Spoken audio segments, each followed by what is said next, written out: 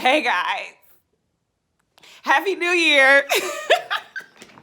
Look who's back. Guess who's back, back again. Valentine's back, Valentine's back. Tell a friend. Guess who's back, guess who's back. I really missed you guys. It has been an interesting past few months, to say the least. 2020 was already a lot, but a lot has happened in the past few months, and I fell off the bandwagon with this channel, but I'm so happy to be back. She's back. And I can't wait to bring you all some new stuff in this new year. It is a new year, and it's time to refocus and to refine and to gain some clarity and just start with a new fresh breath of air. So today we are talking about a word of the year. It is an exciting practice that I have been doing for at least the past 10 years that really helps me stay rooted throughout the entire year. But before we get into all of that, let's go ahead and roll the intro, and I'll be right back.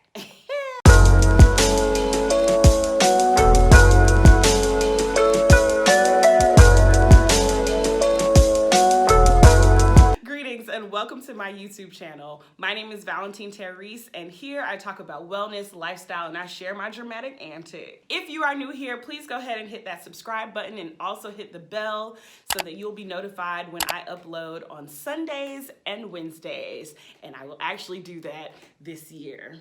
Keep me accountable. Okay, my background is a bit different. I have been quarantining with my parents at their home in North Carolina for a while now, and so I'm kind of creating a little area here. So, you know, we're gonna work on a little zhuzh, a little spice.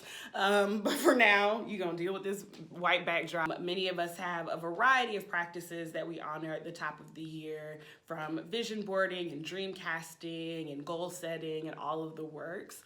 And oftentimes it's just a continuation of the work that you've done from the previous year, or you have some lessons learned that allow you to reshape what you would like to do. And so, to keep it simple, I have been doing this practice of committing myself to a word. It is like my guiding principle for the year. It helps keep me grounded, it keeps me focused, and I apply that to all the goals that I set throughout the year. I just like to do this practice so that I can be honest with myself about where I have been and where I would like to go. So let's talk about how I decide finding a word of the year, and then I'll let you know what I have decided for my word of the year. So the first thing that I like to do when it comes to trying to find my word of the year is to first start by being reflective and introspective. I like to set aside some time where I can really sit still, maybe put on some, nice lo-fi music, or either something that is really inspirational to me, and open up my journal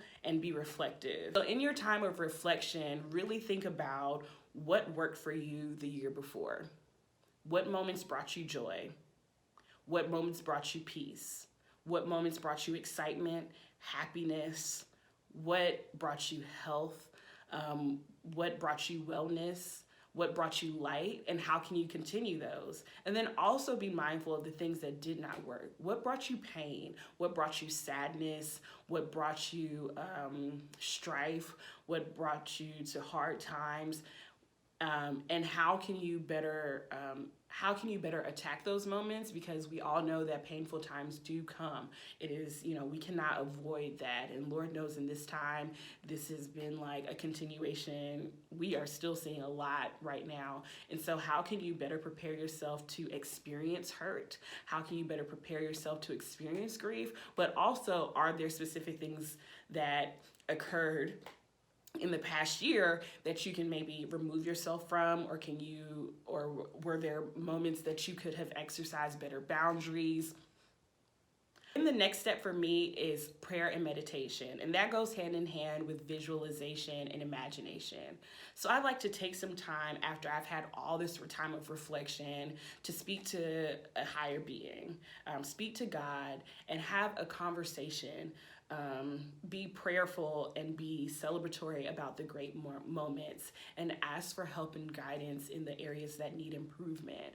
Ask for the moments that were wonderful and joyous if they can be increased. Pray for the things that you care about in those moments and see what it does for your heart. Once you have that moment of prayer and discussion with God, take a moment to meditate to see what you can receive in response. In that process, then take some time to visualize, what is your perfect day? What is your perfect situation? What is ideal for you? What does that look like? What is a full day of joy for you? And then also put on that cap of imagination that allows you to maybe even take yourself out of some situations and circumstances to get a better understanding of what you even just purely desire. What is it that your heart desires? And get a better idea of who the core of you is in a spiritual and grounded sense, and not what you must be in the midst of responsibility and productivity. Who are you and what does your heart desire? So through your prayer meditation, and then take some time to visualize and imagine what that is. For me, when I do that time of prayer and meditation, and then also the visualization and imagining, I like to make sure that I am in a space that feels safe and that brings me peace and that brings me joy. And so for you, that could be in your bedroom, that could be in your favorite chair in your house, it could be in a garden, it could be outdoors by a lake, whatever a peaceful place is for you. And of course, in these times, it has to also be safe for health reasons, but also a place where you feel safe to be your full self. I would not advise doing a practice like this that is so incredibly personal and also very vulnerable, to be in a place where you don't feel like you can be the fullness of who you are. Next step, it's journaling. And also I'm a list maker, so journaling or creating a list. I like to get a journal each year, and often I go through many, but I usually at the start of the year will get a new journal. If you don't already have a journal, you can also use like the notes app in your phone or other ways, a list where you jot down your ideas, whatever is good for you. I like to actually write things out. So this is a practice I often do in my creative space. When I am coming up with ideas for projects, or if I'm writing something or what have you. It's basically a brain dump. What I usually do is set a timer for maybe like 5 minutes, and then I go into my journal and I just write everything that comes to my mind. Oftentimes there's some things in there, it's like, that's really quirky and off. Does that need to be included? But I like to go into that practice with absolutely no judgment. So if a random thought that probably has nothing to do with what I'm doing, or if it doesn't make sense in the moment, I include that, because that's just where my mind and my spirit is in that moment. I must be true and honest in that moment. So anything that comes to you in those 5 minutes, maybe 10 minutes, just write it down, whatever those words are, concepts, if it's a color, if it's an idea, if it's a theory, whatever it is, even if it's a picture, if it, whatever that is for you, just jot it down on paper, so that you can get it out of your brain and out of your mind. And I typically do this right after I go through my process of prayer meditation and my visualization and imagining. That way it is so completely honest and true, and I've already created a space that is allowing it to just flow effortlessly. So it's not just Valentine writing these words, but it is connecting to God and what God is speaking through to me. And just write. After you've gone through your journaling process, I like to clarify my ideas. And so by doing that, I go through the list and reread it, I review it, I refine it, I clarify the ideas, and I often find a theme or some type of through line. You may have some words that just like spark so much joy, or some things that scare you and terrify you, or some things that you have never even conceived of before, and all of that is great. It's wonderful. So what I like to do is once I have reviewed and clarified, identified themes and all of that, I like to take my highlighter or take something to circle or highlight 3 to 5 words that really jump out to me. What are the things that really just excite me or terrify me? What things can I focus on? What is there something I can consolidate into one idea? And so I go through and do that, and I come out with probably like 3 to 5 words that I then take from that list of my brain dump. Once I identify those 3 to 5 words from my brain dump, I usually take a break.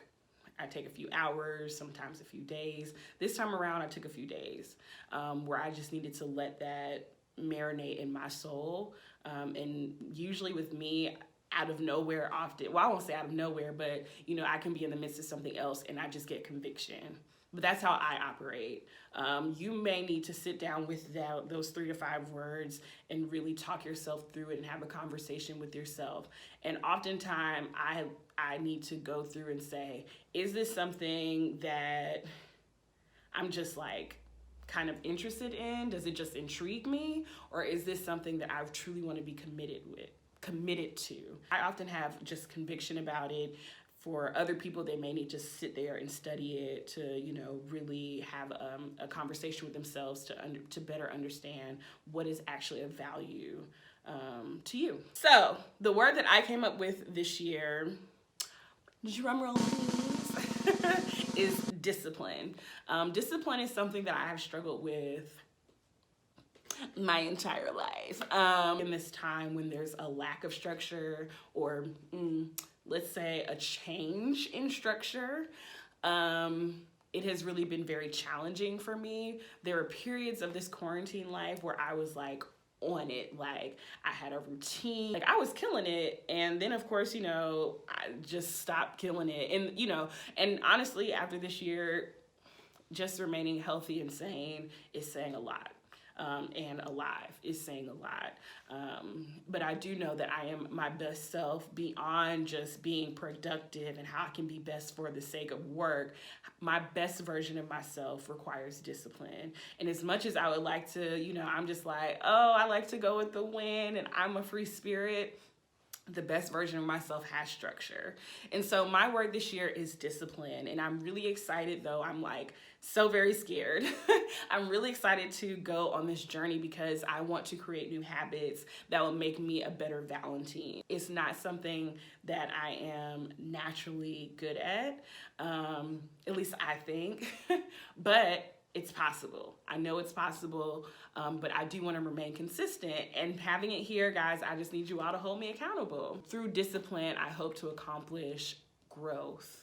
I hope to accomplish a deeper level of understanding and love of Valentine. If you have not done so already, go ahead and like this video. Also, I'm curious to know, have you decided a word of the year, or are you going to decide a word of the year? And what is your word of the year? Why did you choose that word? I would love to hear from you all. Also, are there other practices that you have tried this year or that you are committing to this year? I mean, did you do your vision board? Did you take time to do goal setting or dream casting or anything else for this year? Let me know in the comments so we can hold each other accountable, because I definitely need a community to help me through this, okay? Thank you for tuning in today. And if you haven't already done something for yourself today, make sure you show yourself some love and do something special just to say, I love you to yourself. I'll see you soon. Be blessed. Bye.